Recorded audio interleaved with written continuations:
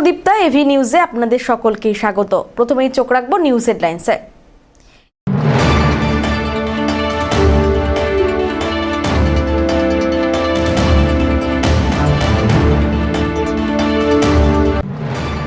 জলপাইগুড়িতে অভিনব প্রতিবাদ, আরশোলার মুখোশ পরে তেলের দাম ও নিট কেলেঙ্কারির বিরুদ্ধে সরব জেনজি মঞ্চ।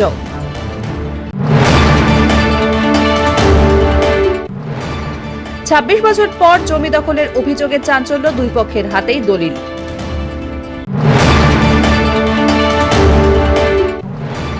ধূপগুড়ি হাসপাতালে পরিষেবা উন্নয়নে বৈঠক নবনির্বাচিত বিজেপি বিধায়ক নরেশ রায়।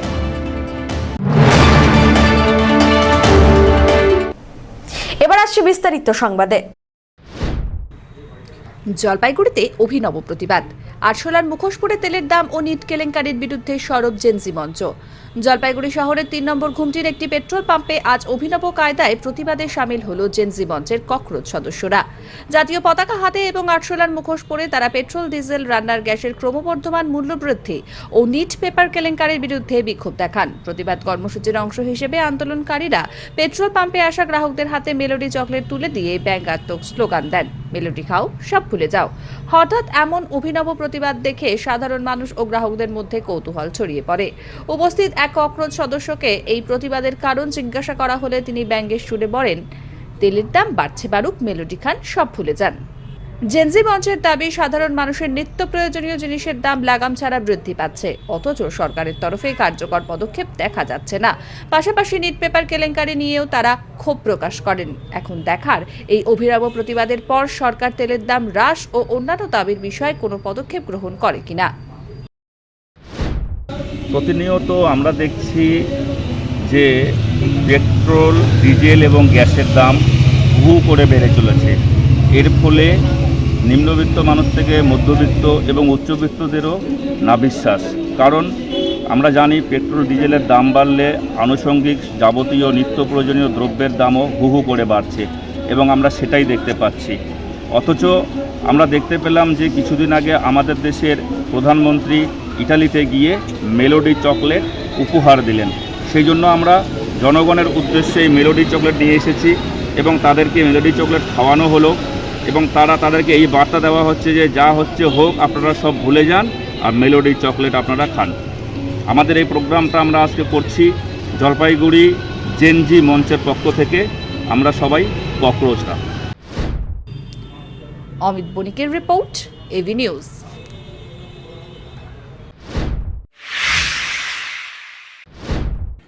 রাজ্যে পালাবদলের পর স্বাস্থ্য পরিষেবাকে আরও সুসংগঠিত আর কার্যকর করে তুলতে উদ্যোগী প্রশাসন। সে লক্ষ্যে মঙ্গলবার জলপাইগুড়ি মেডিকেল কলেজ ও হাসপাতালের অধীনস্থ সুপার স্পেশালিটি হাসপাতালে এক গুরুত্বপূর্ণ বৈঠক করলেন ডক্টর জয়ন্ত কুমার রায়। বৈঠকে হাসপাতালের বিভিন্ন সমস্যা আর পরিকাঠামোগত ঘাটতি নিয়ে বিস্তারিত আলোচনা হয়। সাংসদ আশ্বাস দিয়েছেন, কোথায় কী সমস্যা হচ্ছে তা চিহ্নিত করে দ্রুত সমাধানের ব্যবস্থা করা হবে। তিনি জানান, এখন থেকে হাসপাতালগুলিতে রোগী কল্যাণ সমিতি গঠন করে সক্রিয়ভাবে কাজ করা হবে, যাতে পরিষেবা আরও স্বচ্ছ হয়। এছাড়াও মেডিকেল কলেজ চিকিৎসার পরিষেবার পরিধি বাড়ানোর ওপরে জোর দেওয়া হয়। যে সমস্ত বিভাগ এখনও চালু হয়নি সেগুলিকে দ্রুত চালুর উদ্যোগ নেওয়া হবে, এমনটাও জানান তিনি। লক্ষ্য, এই মেডিকেল কলেজটিকে একটি পূর্ণাঙ্গ আর স্বয়ংসম্পূর্ণ প্রতিষ্ঠানে পরিণত করা, যাতে রোগীদের আর উত্তরবঙ্গ মেডিকেল কলেজ ও হাসপাতালে ছুটে যেতে না হয়। এবং ডাক্তার হওয়ার পরেও এখানে যে সমস্ত কমিটি ইত্যাদি আছে, এই গত 7 বছর ধরে সেখানে কোনো রকম ইন্টারফিয়ারেন্স বা কোনো রকম কথা বলার সুযোগ আমাদের ছিলই না। পার্সোনাল রিলেশনে কখনো আসতাম, ডাক্তারদের জিজ্ঞাসা করতাম, যেহেতু ডাক্তার আমাকে সম্মান দিতেন, কিন্তু সরকারি কোনো ইস্যু থাকবে সেই ব্যাপারে কেউ স্পিকটি নট, কেউ কোনো কথা বলতো না। তো যাই হোক, আজকে এলাম, এমএসবিপি স্যারকে আমি বলেছিলাম যে আপনি থাকবেন, আপনার সাথে কিছু আলোচনা আছে, এখানকার হাসপাতালে কি করা যায়, কি ডেভেলপমেন্ট করা যায়, এখানকার মানুষের কি অসুবিধা হচ্ছে এবং সেগুলো সলভ করার কি উপায় আছে, আমাদের হাসপাতালের বেড ইত্যাদি পেশেন্টের কেয়ারে আর কি ভালো ব্যবস্থা করা যায়, সেগুলো একটু মোটামুটি একটা আইডিয়া নিলাম। কোথায় আমাদের ঘাটতি আছে সেগুলোকে কিভাবে পূরণ করা যায় এগুলোই মূলত আমার আসল উদ্দেশ্য। রোগী কল্যাণ সমিতি যেটা ছিল সেটা সেভাবে সক্রিয় ছিল না, এবার সক্রিয় হবে, নতুন করে কি রোগী কল্যাণ এবার রোগী কল্যাণ সমিতি হবে এবং রোগী কল্যাণ সমিতির মিটিংও রেগুলারলি হবে। হ্যাঁ, এই সরকার কাউকে মনোনীত করা হয়েছে এখনো কল্যাণ না, এখানে তো সাধারণত এমএলএরা চেয়ারম্যান থাকেন। এখন সরকার যেভাবে ঠিক করবে, কোনটি ঠিক করবেন, কিভাবে এটা হবে, একটা ভালো মতো ভালো কিছুই হবে। যেহেতু এটা একটা মেডিকেল কলেজ, কি প্রয়োজন রয়েছে আরো, কি দেখলেন, কি বলুন? দেখুন, এখন নতুন এরপরে তো আমরা চাইবো যে এখানকার সিট বাড়ুক। এখন 100টা সিট আছে, 150টা সিট হোক, তাহলে ডাক্তার হবে। আচ্ছা, এরপরে এছাড়াও এখানে পিজি মানে এমডি সিট এখানে চালু করা দরকার। এখানে অন্যান্য কার্ডিওলজি বা নেফ্রোলজি এরকম ডাক্তাররা থাকলে ভালো হয়, আমরা সেগুলোও চেষ্টা করব। সব্যসাচী মজুমদারের রিপোর্ট।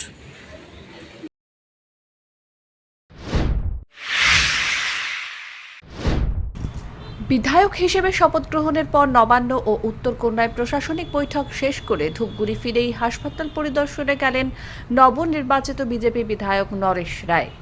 বুধবার তিনি ধূপগুড়ি হাসপাতাল ঘুরে দেখেন এবং হাসপাতাল কর্তৃপক্ষের সঙ্গে একটি গুরুত্বপূর্ণ বৈঠক করেন। এই বৈঠকে উপস্থিত ছিলেন ধূপগুড়ি হাসপাতালের সুপার নিয়াজ আহমেদ সহ হাসপাতালের অন্যান্য আধিকারিক ও চিকিৎসকেরা। বৈঠকে মূলত হাসপাতালের পরিকাঠামোগত উন্নয়ন, পরিষেবার মান বৃদ্ধি এবং রোগীদের আরও উন্নত চিকিৎসা পরিষেবা দেওয়ার বিষয় নিয়ে বিস্তারিত আলোচনা করা হয়। বিধায়ক নরেশ রায় জানান, বর্তমানে আবহাওয়ার পরিবর্তনের কারণে হাসপাতালে রোগীর সংখ্যা বাড়ছে। এই বিষয়টি মাথায় রেখে হাসপাতালের বিভিন্ন প্রয়োজনীয় দিক নিয়ে আলোচনা করা হয়েছে। তিনি আরও জানান, ভবিষ্যতে হাসপাতালের উন্নয়নের জন্য প্রয়োজনীয় পদক্ষেপ গ্রহণে প্রশাসনের সঙ্গে সমন্বয় রেখে কাজ করা হবে। মূলত কি কি বিষয় নজর দিচ্ছেন? পরিকাঠামোর দিক থেকে বা কীভাবে ভালো পরিষেবাটা দেওয়া যায়। এখন মৌসুম চেঞ্জ হচ্ছে, এই মৌসুম এদিকে বর্ষাকালে বিভিন্ন রোগে সাফারি মাছের জ্বর, পেট খারাপ এরকম বিষয়ে করে বেশিরভাগ পেশেন্ট আসে, তাতে সমস্ত দিক থেকে ভালো পরিষেবা দেওয়া যায়। বলছিলাম যে এতে তো সাপোর্ট হচ্ছে, শুধু নামটাই বদলেছে, পরিষেবার কোনো উন্নতি হয়নি এখন। হ্যাঁ, ঠিক বলেছেন যে এখানে নাম বদলি হয়েছে, বোর্ড বদলি হয়েছে, পরিষেবাটা শুরু হয়নি। আগামীতে আমরা সেটা বেটার পরিষেবা দেওয়ার চেষ্টা করব। বলছি এর ক্ষেত্রে তো সমস্যা, কারণ হচ্ছে প্রত্যেক দিন রোগীর সংখ্যা বাড়ছে। এবার একই বেডে 2-3 নতুন নিয়ম করা হয়েছে, অবজারভেশনে রাখা হবে। এই বিষয়টা যেটা বলছেন খুব ইম্পর্টেন্ট বিষয়, যে পেশেন্ট এক বেডে দুইজন পেশেন্ট থাকলে পরে নিশ্চিতভাবে ওর একজনের তো একটা রোগ আছে, আর একটা যে পাশেরটা ওটাও তার আক্রমণ করার চেষ্টা থাকে। এটা রোগীদের ক্ষেত্রে এটা একটা হয়, যাতে সেপারেট থাকলে পরে তার প্রভাবটা কম পড়ে। সেটা নিয়ে কী ব্যবস্থা নিচ্ছেন? হ্যাঁ, পরিকাঠামোর দিক থেকে এখানে যেহেতু পরিকাঠামোটা একটা সমস্যা আছে, তারও আমরা আলোচনার মাধ্যমে যদি সমাধান করা যায় সেটা আমরা আলোচনা রাখব। ধীমান রায়ের রিপোর্ট, এবি নিউজ।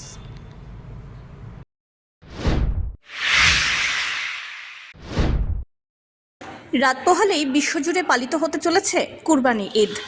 আর সেই উপলক্ষে প্রত্যেক বছর ঈদের বিভিন্ন রকম সামগ্রীর পসরা জমে ওঠে শহর জলপাইগুড়িতে। তবে এবছরের চিত্র একদমই অন্যরকম। ঈদের বাজার জমে ওঠেনি, বিক্রি কমে গিয়েছে ঈদের সামগ্রীর। আগামীকাল কুরবানি ঈদ, সেই উপলক্ষে বাজার জমেনি এখনও। ঈদের বাজার বিক্রি একেবারে নেই বললেই চলে, এমনটাই আফসোস বিক্রেতাদের। তবে এবছর জিনিসের দাম অনেকটাই বেশি। যে জিনিসের দাম গত বছর 250 টাকা ছিল, এবছরই সেই জিনিসের দাম পেরিয়ে গিয়েছে 300 টাকা। ফলে একদিকে যেমন ক্রেতারা সেই সমস্ত জিনিসপত্র কিনতে পিছিয়ে পড়ছেন, অবশ্য একই সঙ্গে তাদের মধ্যে উৎসাহ উদ্দীপনারও ঘাটতি দেখা যাচ্ছে, এমনটাই জানিয়েছেন বিক্রেতারা। কুরবানি ঈদ উপলক্ষে বাজারে বিক্রি হচ্ছে সিমই থেকে শুরু করে বিভিন্ন সুগন্ধি, সেন্ট, খেজুর সহ অন্যান্য জিনিসপত্র। কিছু একটা মোটামুটি, খুব একটা ভালো না। জিনিসপত্রের দাম বাড়তি আছে, অনেক বাড়তি আছে। কীরকম? যেটা গতবার 250 টাকা কেজি ছিল, এবার 300 টাকা কেজি আছে, আর 200 টাকা কেজি আছে, সব বাড়তি আছে। মানুষের আগমন কি খুব কম? কম। কি কারণে? কী জানি কী ব্যাপার, একবার উৎসাহটা কম দেখতেছি। বাজার জিনিসপত্র দাম, আমাদের একটা আলাদা রকম উৎসাহটা দেখতেছি না থাকার কারণটা বুঝতে পারছেন না? না, বুঝতে পারতেছি না। জিনিসপত্রের দাম কি আগুন আগের তুলনায় আগুন? আগেরটা অনেক বেশি আছে। অমিত বণিকের রিপোর্ট।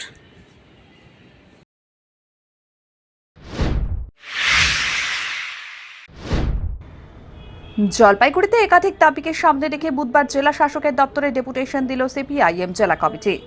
বৃহস্পতিবার কমিটির পক্ষ থেকে জেলা প্রশাসনের কাছে 7 দফা দাবি সংবলিত একটি স্মারকলিপি জমা দেওয়া হয়। স্মারকলিপিতে ভোটার তালিকায় সংশোধন, পশু জবাই ও মাংস বিক্রি সংক্রান্ত সরকারি নির্দেশিকা, প্রাকৃতিক দুর্যোগে ক্ষতিগ্রস্তদের ক্ষতিপূরণ, জমি দখল, সীমান্ত নিরাপত্তা ও কৃষকদের ফসলের ন্যায্য মূল্যের মতো একাধিক বিষয় তুলে ধরা হয়। দলের অভিযোগ, এসআইআর প্রক্রিয়ার কারণে বহু মানুষের নাম ভোটার তালিকা থেকে বাদ পড়েছে বা বিচারাধীন অবস্থায় রয়েছে, যা সাধারণ মানুষের মধ্যে উদ্বেগ তৈরি করেছে। দ্রুত প্রক্রিয়া সম্পন্ন করে প্রকৃত নাগরিকদের নাম পুনরায় ভোটার তালিকার অন্তর্ভুক্ত করার দাবি জানানো হয়। স্মারকলিপিতে জলপাইগুড়ি সদর ব্লকের মণ্ডলঘাট ও নন্দনপুর গ্রাম পঞ্চায়েত এলাকায় প্রাকৃতিক দুর্যোগে ক্ষতিগ্রস্ত পরিবারগুলি দ্রুত ক্ষতিপূরণের দাবিও জানানো হয়েছে। পাশাপাশি 2011 সালের পর বিভিন্ন এলাকায় গরিব মানুষের জমি দখলের অভিযোগ তুলে বাস্তুচ্যুত পরিবার ও কৃষকদের জমি ফেরানোর দাবি জানানো হয়। দক্ষিণ বেরুবাড়ি সীমান্ত এলাকায় অরক্ষিত জমির জরিপ, উপযুক্ত ক্ষতিপূরণ প্রদান ও সীমান্ত সুরক্ষা জোরদারের দাবিও তোলা হয়। একই সঙ্গে আলু, পাট ও ভুট্টা চাষিরা উৎপাদিত ফসলের ন্যায্য মূল্য না পাওয়ায় চরম আর্থিক সংকটে রয়েছেন বলে দাবি করে সংগঠনটি। সরকারকে সরাসরি কৃষকদের কাছ থেকে ন্যায্য দামে ফসল কেনার আহ্বান জানানো হয়। এছাড়াও জল, জমি ও জঙ্গল রক্ষায় আইন মেনে বোল্ডার, বালি ও পাথর উত্তোলনের কাজ পরিচালনার দাবিও জানানো হয়েছে। এসআইআর এর কাজ এখনো শেষ হয়নি। অনেক ভোটার উদ্বেগের সাথে দিন কাটাচ্ছে, তাদের ভোটার লিস্টের নামটা কবে উঠবে, একটা নির্দিষ্ট সময়ের মধ্যে নামটা ওঠার কথা। আমরা জেলা শাসকের কাছে এটাই আলোচনা হলো যে দ্রুত তাদের নামগুলো যাতে ভোটার তালিকাভুক্ত করা যায়, কারণ তাদের উদ্বেগে রয়েছে, তাদের উদ্বেগটা যাতে কাটানো যায়। ট্রাইব্যুনালের অপেক্ষায় রেখে লক্ষাধিক নাম কবে উঠবে না উঠবে এই উদ্বেগ দ্রুত কাটানো উচিত। এটা আপনারা জানেন যে জলপাইগুড়ি জেলার মধ্যে এই আলু চাষিদের অবস্থা খুবই খারাপ। প্রচুর আলু এখনও খোলা আকাশের নিচে পড়ে রয়েছে, হিমঘরে আলু পড়ছে। তাই রাজ্য সরকার এখন পর্যন্ত আলু চাষিদের জন্য কোনো বিকল্প ব্যবস্থা করেনি। ফলে আলু চাষিদের আলু হয় সরকার কিনবে, না হলে বাইরে যাওয়ার একটা ব্যবস্থা করতে হবে। আর যারা ক্ষতিগ্রস্ত প্রকৃত অর্থে, তাদের ক্ষতিপূরণটা যাতে একটা উপযুক্ত ক্ষতিপূরণ দেওয়া হয় প্রকৃত আলু চাষিদের বেছে বেছে। এটা আপনারা জানেন যে প্রাণী পালন আমাদের একটা লাভজনক প্রাণী পালনটা, সে প্রাণী পালন সরকারের যে নির্দেশিকার কারণে প্রাণী পালন ক্রমশ অলাভজনক হচ্ছে। একটা ধর্মকে সামনে রেখে, কুরবানিকে সামনে রেখে প্রাণী পালনের উপরে যে আঘাত এসছে, তা আমরা বললাম আইন মোতাবেক প্রাণী পালন। আর আইন মোতাবেক হচ্ছে যাতে সেটা প্রাণীজ যে শিল্প রয়েছে, প্রাণীজ যে বিষয়গুলো রয়েছে সেটাকে রক্ষা করা যায়। এটার মধ্যে কোনো বিভেদ, কোনো রাজনীতি যাতে ঢোকানো না যায়, এটাই। অবশ্যই সরকার নির্দিষ্ট জায়গায় জল, জমি, জঙ্গল সবটাকে রক্ষা করতে হবে। রক্ষা করে সরকার নির্দিষ্ট জায়গায় আইন মোতাবেক বালি, বজরি, বোল্ডার উত্তোলনের কাজটাকে যাতে একটা দ্রুত শুরু করা যায়। তবে যারা প্রকৃত অর্থে ক্ষুদ্র ব্যবসায়ী তারা, আর যারা গ্রাহক কিনবে তারা, এর মধ্যে যাতে বড় রকমের কোনো কালোবাজারি না হয়, এই বিষয়গুলোকে নিয়ে আমরা একটু কথা বললাম। আর সীমান্ত এলাকায় প্রাচীর হচ্ছে, সীমান্ত এলাকায় সীমান্ত প্রাচীর রয়েছে, হচ্ছে, সেখানে জমিগুলোর যাতে ক্ষতিপূরণ হয়। আমাদের দক্ষিণ বেরুবাড়ির বিস্তীর্ণ জমি, যার কোনো দিন নথি ছিল না, কাগজ ছিল না, এই বিস্তীর্ণ জমির কাগজ প্রকৃত অর্থে যারা দখলে ছিল, যারা দীর্ঘদিন যাবৎ এই জমিগুলো ভোগ দখল করছিল, তাদের হাতে সেই নথি তুলে দেওয়া। তৃণমূল আমলে যাদেরকে বলপূর্বক উচ্ছেদ করা হয়েছে, তারা পুনরায় যাদের জমির মালিক তাদের হাতে তুলে দেওয়া। যারা দখলদারি করেছে তাদেরকে অবিলম্বে তাদের বিরুদ্ধে ব্যবস্থা নিয়ে, যারা প্রকৃত অর্থে জমি বাস্তুহারা, জমিহারা, তাদের কাছে জমিতে তুলে দেবে। এই কথাগুলো নিয়ে আমরা আজকে ওনার সাথে আলোচনা করলাম। উনি যেটা জানালো, ইতিমধ্যে আমরা ব্লক ডেপুটেশন হয়েছে, ব্যবস্থা নিয়েছে। খুব দ্রুত এই দাবিগুলোর সাথে উনি পক্ষেই দাঁড়িয়েছেন, দাবিগুলোর সাথে একমত হয়েছেন। সব্যসাচী মজুমদারের রিপোর্ট, এবি নিউজ।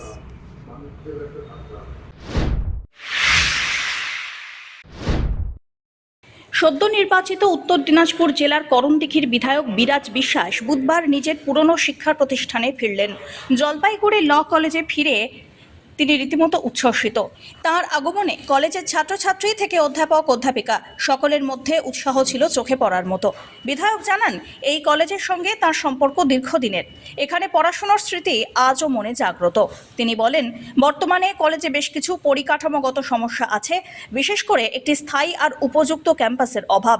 তবে এসব সমস্যা সমাধানে তিনি সর্বোচ্চ চেষ্টা করবেন, এমনটাই আশ্বাস দেন তিনি। দেখুন, দীর্ঘদিন পরে বিশেষ করে যেই কলেজ থেকে আমার স্টুডেন্ট অ্যাক্টিভিজম, তারপরে স্টুডেন্ট মানে ল প্র্যাকটিস, এরপরে অ্যাজ আ ল মেকার হিসাবে বিধানসভায় যাওয়া এবং স্যারদের ফেলিসিটেশনের জন্য জলপাইগুড়ি আইন কলেজে আসা, আবার পর যেখান থেকে তৈরি, যেখানে ছাত্র এবং যেখানে দীর্ঘদিন থাকা, সেখানেই আবার ফিরে আসা ফেলিসিটেশন নেওয়ার জন্য। কলেজটাতে অনেক সমস্যা রয়েছে, তুমিও ভুক্তভোগী, তো আজকে অধ্যক্ষ কি দাবি দেওয়া রাখলেন? বিশেষ করে ক্যাম্পাসের যে প্রবলেম, স্টুডেন্টরা ক্যাম্পাস লাইফটা এখানে পায়নি। বিশেষ করে একটা এত সুন্দর, আমি বলবো নর্থ বেঙ্গলের, আমি আমার বিধানসভার ক্ষেত্রে বলবো না, নর্থ বেঙ্গলের একটা এপিসেন্টার, বিশেষ করে আগামী দিনের আইনজীবী তৈরি করা বা ভালো জাজেস তৈরি করার একমাত্র কলেজ এটা, 5 স্টার রেটিংয়ের কলেজ। সেই কলেজে একটা ক্যাম্পাস নেই। এখানে এতদিন স্যার যেটা বললো, এতদিন বিভিন্ন স্যার লিখেছে বিভিন্ন ডিপার্টমেন্টকে, কিন্তু তাও একটা কোনো সরকারি অ্যাপ্রোচ, মানে যে গভর্নমেন্টের যে অ্যাপ্রোচ কিছু করা, সেটা কিছু ছিল না। তো আমি বিশেষ করে নট অ্যাজ আ করণদিঘির বিধায়ক, বাট অ্যাজ এখানকার অ্যালুমিনাই হিসাবে আমি এই কলেজটার জন্য 100% আমার দিব। যেখানে যেতে লাগে আমি দৌড়াবো। আগামী দিনে যেন আইনজীবীর ভবিষ্যৎ যেন ভালো হয় এবং আমাদের আগামী দিনে আরও ভালো আইনজীবীর আমরা দিতে পারি সমাজকে, সেটার জন্য। অন্যদিকে কলেজের অধ্যক্ষ ডক্টর অভিজিৎ ভট্টাচার্য জানান, তাদের কাছে অত্যন্ত গর্বের বিষয় যে ল কলেজের প্রাক্তন ছাত্র এখন নীতি নির্ধারণের অংশ। তিনি আশা প্রকাশ করেছেন, বিধায়ক হিসাবে বিরাজ বিশ্বাস বিধানসভায় কলেজের বিভিন্ন সমস্যা তুলে ধরবেন। পাশাপাশি তিনি উল্লেখ করেন জমি সমস্যার কথাও। বিধায়কের কাছে আবেদন জানান সে প্রসঙ্গে। তবে তার মতে, জলপাইগুড়িতে এমন অনেক সরকারি জমি আছে যেখান থেকে কলেজের জন্য জমি বরাদ্দ করা সম্ভব। এটা সত্যি খুব গর্বের বিষয়। একটা পলিসি মেকিং ডিসিশানে আমার ছাত্র থাকবে এবং সেখানে পলিসি ডিসিশানগুলো নিয়ে আলোচনা করবে এবং নতুন নতুন অন্তত শিক্ষার ক্ষেত্রে যেহেতু নিজে লটা পড়েছে, অন্তত আইনি বিষয় বা আইনি কলেজগুলোর যে সমস্যা সেগুলো অন্তত তাদের বিধানসভাতে তুলে ধরবে। এটার মতো বড় জিনিস আর হতে পারে না। এবং সেই জায়গায় দাঁড়িয়ে আমি তাকে একটা অ্যাপ্রোচ করেছি এমএলএ হিসাবে এবং এই কলেজের ছাত্র অ্যালুমনি হিসাবে, যে আমার কলেজে একটা বড় সমস্যা আছে। আমরা হয়তো একাডেমিক্যালি খুব স্ট্রং, কিন্তু মুশকিল হচ্ছে জমি একটা আমাদের দরকার। এই জমি হচ্ছে অপর্যাপ্ত। আমাদের বিসিআইয়ের ক্ষেত্রে অর্থাৎ বার কাউন্সিল অফ ইন্ডিয়ার রুলসেও আমাদের 3 একর জমি খুব দরকার। এছাড়া ইউনিভার্সিটি বলেন, ইউজিসি ন্যাকের জন্য আমাদের কিন্তু জমিটা খুব দরকার। আর তাছাড়া সত্যি কথা, প্রত্যেক দিন আমাদের ছাত্র, শিক্ষক এবং মানে নন টিচিং স্টাফ সকলে আমরা এই প্রবলেমটা ফেস করছি। সেই জায়গায় দাঁড়িয়ে আমি তাকে একটাই রিকোয়েস্ট করলাম যে, এবং আমরা হয়তো সিএমকেও লিখব, আমি চিঠি রেডিও করে ফেলেছি, যে আমি চাইছি যে আমাদেরকে একটা ল্যান্ড দেওয়া হোক। এবং জলপাইগুড়ি এমন কোনো কসমোপলিটন শহর না যে যেখানে আমি ল্যান্ড পাবো না। আমি জানি যে ডিস্ট্রিক্ট অ্যাডমিনিস্ট্রেশনের কাছে ল্যান্ড আছে। এছাড়া জলপাইগুড়ি ইঞ্জিনিয়ারিং কলেজে অনেক ল্যান্ড আনইউটিলাইজড পড়ে আছে। এসজিডি এর বেশ কিছু ল্যান্ড আছে। এছাড়া বিভিন্ন জায়গায় যে ল্যান্ড আছে, তার থেকে জলপাইগুড়ি ল কলেজ একমাত্র সরকারি স্বীকৃতপ্রাপ্ত কলেজ, আইন কলেজ নর্থ বেঙ্গলে, সেটা পিছিয়ে পড়ে আছে শুধুমাত্র ল্যান্ডের জন্য। আমরা একাডেমিক্যালি স্ট্রং, বারবার বলছি।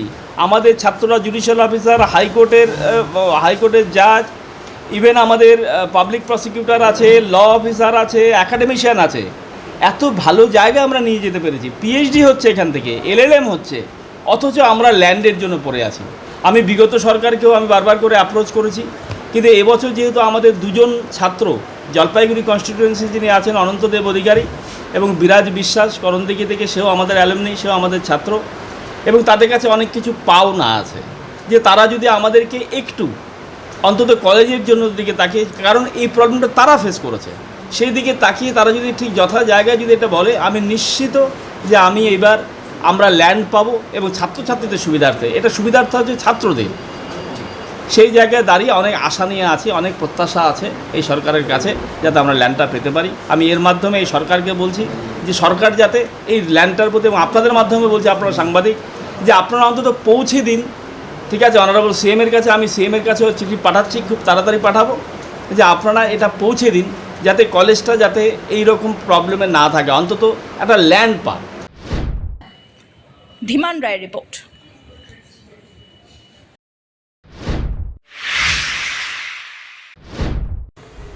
জলপাইগুড়ি শহরের 14 নম্বর ওয়ার্ডে প্রায় 26 বছর পুরনো জমি বিক্রিকে কেন্দ্র করে ফের নতুন করে বিতর্ক দানা বাঁধল। জমি দখলের অভিযোগ তুলে জলপাইগুড়ি কোতোয়ালি থানায় লিখিত অভিযোগ দায়ের করেছেন এলাকার বাসিন্দা শুক্লা গোস্বামী। ঘটনাকে ঘিরে এলাকায় ব্যাপক চাঞ্চল্যের সৃষ্টি হয়েছে। অভিযোগ অনুযায়ী শুক্লা গোস্বামীর পৈতৃক 10 কাঠা জমি তার স্বামী ও ভাসুরের মধ্যে ভাগ হয়। পরে ভাসুর 3.5 কাঠা জমি বিক্রি করে দেন এবং 1.5 কাঠা জমি বিক্রি করেন শুক্লা দেবীর স্বামী প্রয়াত অমলানন্দ গোস্বামীর কাছে। শুক্লা দেবীর দাবি, ওই 1.5 কাঠা জমি বৈধ দলিল ও প্রয়োজনীয় কাগজপত্র তার কাছে রয়েছে। পাশাপাশি তিনি নিয়মিত জমির করও দিয়ে আসছেন বলে জানান। তার অভিযোগ, এলাকার বাসিন্দা বিদ্যুৎ দাস ও বিতান দাস জোরপূর্বক ওই জমি দখল করে ব্যবহার করেছেন। কি ঘটনা হয়েছে আসলে? ঘটনাটা হচ্ছে, আমাদের এই যে জমিটা 10 কাঠা জমি ছিল, এই জমিটা দুভাগ হয়ে যায়। আমার ভাসুর আর আমার হাজব্যান্ড, 2 ভাই, ওরা 2 ভাই হয়ে যাওয়ার পর আমরা পাঁচিল দিয়ে দিই। তো আমার ভাসুর হচ্ছে কলকাতায় থাকতেন, এখন নেই উনি, আমার হাজব্যান্ডও নেই। তা ভাসুর তার জমিটা 3.5 কাঠা, যে পার্লারটা আছে এইটা যারা পরে নিয়েছে বিতান দাসের কাছে বিক্রি করে দেয়। তা ওরা নেওয়ার পর ওরা হচ্ছে পার্লারে যারা তাদের কাছে বিক্রি করে, কিন্তু আমার ভাসুর 1.5 কাঠা জমিটা রেখে দিয়েছিলেন। 5 কাঠা, তো 5 কাঠার মধ্যে 3.5 কাঠা বিক্রি করেছিল। তারপরে সমস্যা কি? এখন সমস্যা হচ্ছে, ওরা দীর্ঘদিন ধরে ওই জমিটা ব্যবহার করছে। আমার অনেক গাছপালা ছিল, হ্যাঁ, তারপরে সেগুলো কেটে কেটে বিক্রি করছে। এবং ওখানটা ওরা একটা একটা ইট দিয়ে টিন দিয়ে ঘর তৈরি করেছে, ঘর করে ওখানটা দিয়ে ওরা দিব্যি ওখানটা। জমিটা কি এমনি পড়েছিল? না, পড়েছিল না, 1.5 কাঠা পড়েছিল। আমার ভাসুর 22 বছর আগে আমার ভাসুরের টাকা দরকার, তখন ওই জমিটা, ওটা তো আমার ভাসুরের জমি ছিল, ওটা উনি বললেন যে তোমরা কিনে নাও। আমি কিনে নিলাম, আমার তার ডকুমেন্ট আছে সমস্ত। এখন কে নিচ্ছে আপনার জমি? ওরা দখল করে আছে। কি নাম? বিতান দাস দখল করে আছে। এবং ওরাই ব্যবহার করছে, বিদ্যুৎ আর বিতান, এই 2 ভাই। ওরা কি বলছে তারা? ওরা, আমি অনেকবার দেখেছি যে জমিটা তোমরা ব্যবহার করছো, তা একটা কিছু ফয়সলা করার কথা।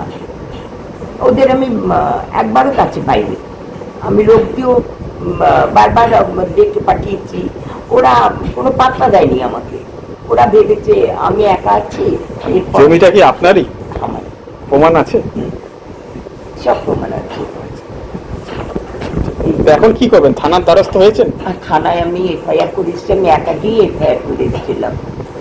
তারপরে দেখলাম থানার কমাস হলো, 2 মাস হলো, 3 মাস হলো।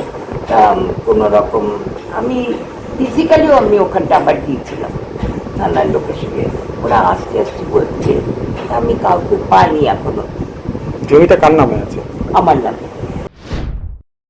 অন্যদিকে অভিযুক্ত বিতান দাস সমস্ত অভিযোগ অস্বীকার করেছেন। তার বক্তব্য, 2000 সালের ঘটনা নিয়ে 2026 সালে এসে হঠাৎ অভিযোগ তোলা হচ্ছে।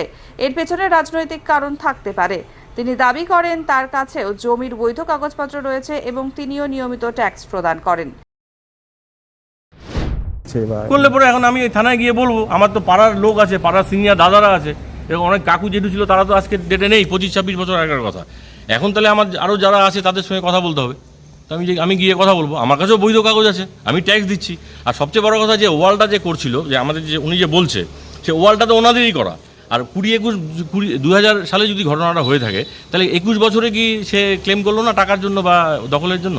আজকে হঠাৎ মনে পড়লো কেন? হ্যাঁ, আর ওই অমল কাকু, অমল গোস্বামী মারা গেছেন 2021 সালে, আর আমার বাবা 2022-এ চলে গেছেন। তাই এর মধ্যে এতদিন তো যদি লোকটা যদি টাকা না পেতো, তাহলে লোকটা কি তার মধ্যে 20 সাল থেকে 21 সাল অবধি সে টাকা চাইতো না? হঠাৎ 5-6 বছর পর। 5-6 বছর কোথায়? 2000 সাল থেকে 26 বছর আছে। তা আজকে এই প্রশ্নটা আসবে কেন? আমার মনে হচ্ছে তাহলে পলিটিক্যাল ব্যাপার থাকতে পারে। ঘটনায় স্থানীয়দের একাংশ বিতান দাসের পক্ষ নিয়েছেন। তাদের দাবি, এলাকায় শুক্লা গোস্বামীর ভাবমূর্তি ভালো নয় এবং প্রয়োজনে বিদ্যুৎ এবং বিতান দাসের পাশে থাকবেন তারা। পুরনো জমি সংক্রান্ত এই বিরোধ ঘিরে এখন উত্তেজনা ছড়িয়েছে এলাকা জুড়ে। অভিযোগের ভিত্তি পুলিশে কী পদক্ষেপ নিচ্ছে সেই দিকেই নজর এখন সকলের। আর ওই শুক্লা দেবীর মানে কি মনে হয়, উনি এক অভিযোগ করছে যে ওনার জমি নিয়ে নিছে, আবার ইনারা বলছে না আমরা আগে এটা আমাদেরই কিনে নেওয়ার বিষয়। তো আমার 63 বছর বয়স হয়ে গেল, আমি পাড়াতে আছি। আমার মনে হয় না বিদ্যুৎ বিতানদের নামে এরকম কোনো রেপুটেশন আছে, বা আমাদের পাড়ার কারোরই যে কেউ জমি কেউ দখল করে আছে এরকম কোনো রেপুটেশন আমাদের পাড়ার কারোর মধ্যে নেই।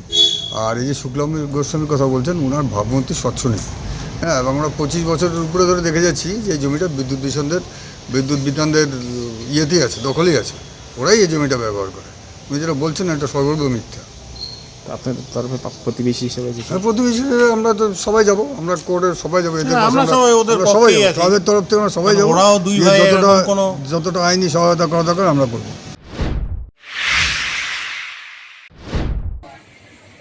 জলপাইগুড়ি জেলার মাঝিয়ালি গ্রাম পঞ্চায়েতের সুমারি ভিটা গ্রামে অবৈধ চোলাই মদের বিরুদ্ধে অভিযান চালালো পুলিশ আর আবগারি দপ্তর।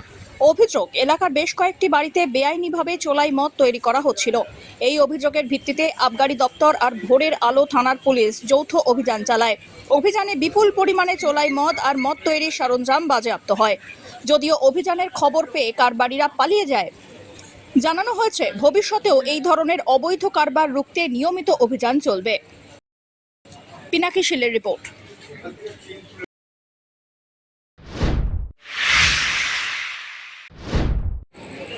সমতলে টানা বিক্ষিপ্ত বৃষ্টি আর সিকিম পাহাড়ে ভারী বর্ষণের জেরে তিস্তা নদীর জলস্তর হঠাৎই বৃদ্ধি পেয়েছে, যার জেরে প্রাক বর্ষাতেই বন্যার আশঙ্কা তিস্তা পাড়ের বিস্তীর্ণ এলাকায়। পরিস্থিতি মোকাবিলায় রাতভর মাইকিং করে নদী সংলগ্ন এলাকার বাসিন্দাদের সতর্ক করে প্রশাসন। সূত্রের খবর, তিস্তার গজলডোবা ব্যারেজ থেকে অতিরিক্ত জল ছাড়ার পূর্বাভাস মিলতেই দ্রুত সতর্কতামূলক ব্যবস্থা নেওয়া হয়। নদীর পাড়ে বসবাসকারী মানুষদের নিরাপদ স্থানে থাকার পরামর্শ দেওয়া হয়। জলস্তর বৃদ্ধিতে দুশ্চিন্তায় পড়েছেন কৃষকরা। বর্তমানে বিভিন্ন এলাকায় ভুট্টা সহ একাধিক ফলের চাষ হচ্ছে। নদীর জল বাড়লে সেই সব জমি প্লাবিত হবে, বড় ক্ষতির আশঙ্কা করছেন তারা। তিস্তাপাড়ের বাসিন্দা নিমাই ভক্ত কি বললেন শুনুন। আমরা এখন আসলাম হচ্ছে তিস্তা নদীর পাড়ে। খবর পেলাম হচ্ছে সিকিমে প্রচন্ড বৃষ্টি হচ্ছে, আর সিকিমে যদি বেশি বৃষ্টিপাত হয় তো গজলডোবা ব্যারেজের উত্তর দিকে তিস্তার যে জলাশয় সেটা তো সম্পূর্ণ ভর্তি হয়ে যাবে। বাধ্য হয়ে গজলডোবা থেকে তিস্তার জল ছাড়তে হবে, আর জল যদি ছাড়ে তাহলে আমাদের বিবেকানন্দ পল্লী এলাকাটা তিস্তা নদীর পাড়েই। আর তিস্তা নদীর পাড়ে যে আমাদের এখানে ইরিগেশন বাঁধ আছে, সেটি ইরিগেশন বাঁধের অবস্থা বেশি একটা ভালো না। যে কোনো মুহূর্তে জল বাড়লে মানে যে কোনো মুহূর্তে বাঁধ পার হয়ে গিয়ে জল এলাকায় ঢুকে যেতে পারে। ভারী চিন্তা মানে এলাকার যেমন হচ্ছে গরু বাছুর ইত্যাদি নিয়ে মানুষ একটা টেনশনে থাকে। তারপর সবচেয়ে বড় চিন্তা হচ্ছে এই মুহূর্তে ভুট্টার সিজন। ভুট্টা মানুষের তুলে নিয়ে ভুট্টা মেশিনে ভাঙানোর পরে ভুট্টা রোদে দিয়ে শুকানোর ব্যবস্থা করা আছে, তো ঢেকে ঢুকে রাখে মানুষে। কিন্তু জল যদি বাড়িতে সমস্ত ভুট্টাতে জলে ভেসে যাবে, সে একটা চিন্তা তো আছেই। প্রচুর এলাকায় আমাদের প্রায় 1000 খানেক কৃষক আছে যারা এখানে ভুট্টা চাষ করে। তাদের সবারই ভুট্টা মাঠে ঘাটে বিভিন্ন জায়গায় নদীর পাড়ে শুকানোর জন্য ছড়ানো ছিটানো অবস্থায় আছে। সবার ঘুম উড়ে গেছে। আমরা এখন দেখতে আসলাম করোনা পরিস্থিতি, আমরা ঘন্টাখানেক আগে এসেছি। এখনো পর্যন্ত জলের স্থিতি স্বাভাবিক অবস্থায় আছে, কিন্তু যেহেতু জল বাড়ার খবর আছে তো নিশ্চয়ই বাড়বে জল। তো প্রশাসনিক তরফ থেকে একটা অ্যানাউন্সমেন্টের ব্যবস্থা হচ্ছে। দেখি ওখান থেকে থানা থেকে একটু আগে আমাদের পঞ্চায়েত সদস্যকে ফোন করলেন, তো আমরা এখন চেষ্টা করছি একটা মাইকের ব্যবস্থা করে যদি একটা অ্যানাউন্সমেন্ট ব্যবস্থা করা যায়। অন্যদিকে বিবেকানন্দ পল্লীর পঞ্চায়েত সদস্য জয়া সরকার বিশ্বাস জানিয়েছেন, আমি মোটামুটি ঘন্টাখানেক আগে খবর পেয়েছি, তো খবর পাওয়া মাত্রই এখানে ছুটে আসলাম জল দেখার জন্য এবং সবাইকে অ্যালার্ট করার জন্য। যেহেতু সিকিমে ভারী বৃষ্টি হচ্ছে এবং সেখান থেকে জল ছাড়বে, আর জল ছাড়লে তো খুবই সমস্যা আমাদের এখানে, যেহেতু বাঁধটাও খুব নিচু আর বাঁধের পরিস্থিতিও খুব একটা ভালো নয়। আর তার মধ্যে আমাদের যে কৃষকরা আছে যারা ফসল যে এই যে আমাদের ভুট্টাগুলো হয়েছে সেগুলো সব নদীর মধ্যেই আছে। হ্যাঁ, তো বেশি জল হলে তো ওটাও ভেসে যাবে, এটাই একটা চিন্তার কারণ। আর তারপরে মানুষের তো প্রাণের একটা আশঙ্কা থেকেই যায়। একদম লাগোয়া, হ্যাঁ তিস্তা নদী লাগোয়া আমার একদম বুথ। হ্যাঁ একদম প্রচুর চিন্তা।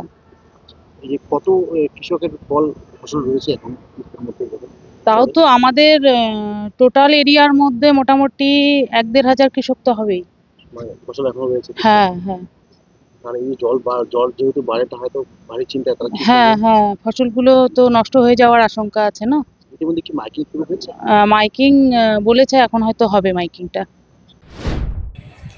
পিনাকি শিলের রিপোর্ট।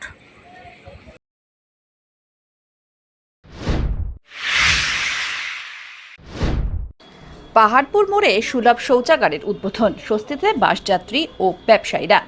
জলপাইগুড়ি জাতীয় সড়কের ধারে পাহাড়পুর মোড় এলাকায় অন্যতম গুরুত্বপূর্ণ সংযোগস্থল। প্রতিদিন অসংখ্য মানুষ এই মোড় থেকে বাসে ওঠানামা করেন, কিন্তু দীর্ঘদিন ধরে এখানে বাসযাত্রী ও স্থানীয় ব্যবসায়ীদের জন্য পর্যাপ্ত শৌচাগারের ব্যবস্থা না থাকায় চরম সমস্যার মুখে পড়তে হচ্ছিল সাধারণ মানুষকে। অবশেষে সেই সমস্যার সমাধানে এগিয়ে এলো পাহাড়পুর ব্যবসায়ী সমিতি। বুধবার সমিতির উদ্যোগে একটি সুলভ শৌচাগারের শুভ উদ্বোধন করা হয়। নতুন এই পরিষেবা চালু হওয়ার খুশি স্থানীয় বাসিন্দারা, ব্যবসায়ী থেকে শুরু করে দূর দূরান্তের যাত্রীরাও। ব্যবসায়ী সমিতির সদস্যরা জানান, শৌচাগারের অভাবে এতদিন বহু মানুষকে অস্বস্তিকর পরিস্থিতির মধ্যে পড়তে হয়। বিশেষ করে মহিলা ও বয়স্কদের সমস্যার সম্মুখীন হতে হতো সবচেয়ে বেশি। নতুন শৌচাগার চালু হওয়ার ফলে এখন থেকে সেই সমস্যা অনেকটাই কমবে বলে আশাবাদী তারা। স্থানীয় ব্যবসায়ীদের মতে এই উদ্যোগ শুধু যাত্রীদের সুবিধাই বাড়াবে না, পাশাপাশি আশেপাশের দোকানদারদেরও বড় স্বস্তি দেবে। আজকে দূর দূরান্ত থেকে যে মা বোনরা আসে, সাধারণ মানুষ আসে, এখানে পাহাড়পুর মোড়ে কোনো শৌচাগার নেই। তার জন্য আমরা ব্যবসায়ী সমিতির তরফ থেকে টোটো স্ট্যান্ড থেকে আরম্ভ করে সমস্ত দোকানদার ব্যবসায়ী সমিতি আমরা আজকে একটা শৌচাগারের ব্যবস্থা করলাম, যে সাধারণ মানুষের জন্য সেই পরিষেবাটা যে সাধারণ মানুষ পায়। আমরা টোটো স্ট্যান্ড বা আমাদের ব্যবসায়ী সমিতি সবাইকে আমি বলবো সেটা পরিষ্কার পরিচ্ছন্নতা রাখার জন্য, এবং এখানে 2 জন লোক রাখা হচ্ছে, তারা যদি সেখানে থাকবে, কোনো মানুষের যদি অসুবিধা না হয়। দেখেন, এতদিন কেন হয়নি আপনারা তো জানেন, এতদিন ছিল অন্য বিষয়। আমরা ওদের বিষয় নিয়ে কোনো কথা বলতে চাই না। আমরা এখন ব্যবসা সমিতির তরফ থেকে আমরা সাধারণ মানুষকে পরিষেবা দিতে চাই। সেটা কি আপনারা নতুন করে তৈরি করলেন না আগেই তৈরি করা ছিল? এটা আগে তৈরি করা ছিল 19 সালে। আমরা সব ঠিকঠাক করে ব্যবসা সমিতি বন্ধ ছিল। হ্যাঁ, এতদিন বন্ধ ছিল, ছিলই না, এখানে কোনো জিনিসই ছিল না। এত বড় পাহাড়পুর মোড়ে বাজার, আমরা ব্যবসা সমিতির তরফে উদ্যোগ নিয়ে আমরা এই ব্যবস্থাটা করলাম। সব্যসাচী মজুমদারের রিপোর্ট, এবি নিউজ।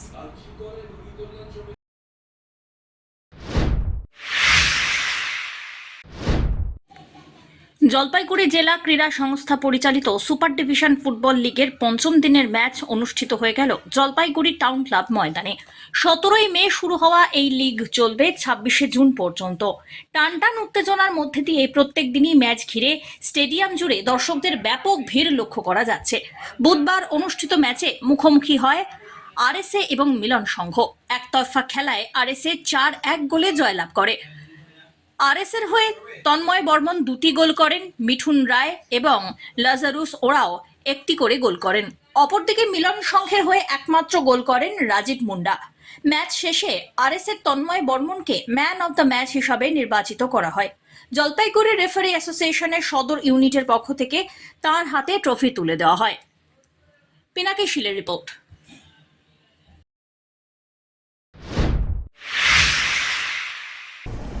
শেষ করবার আগে নিউজ হেডলাইন্স আরো একবার।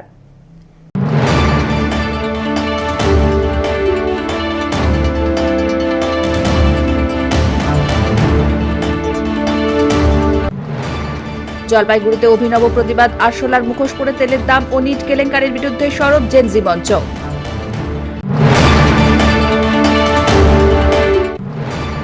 ছাব্বিশ বছর পর জমি দখলের অভিযোগে চাঞ্চল্য, 2 পক্ষের হাতেই দলিল।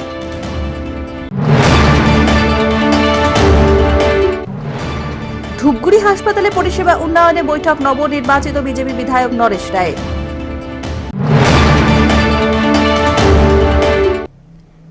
এখনকার মতন এভি নিউজ এ পর্যন্তই। পরবর্তীতে আসছি আরো সংবাদ নিয়ে। দেখতে থাকুন আমার ভিশন। নমস্কার।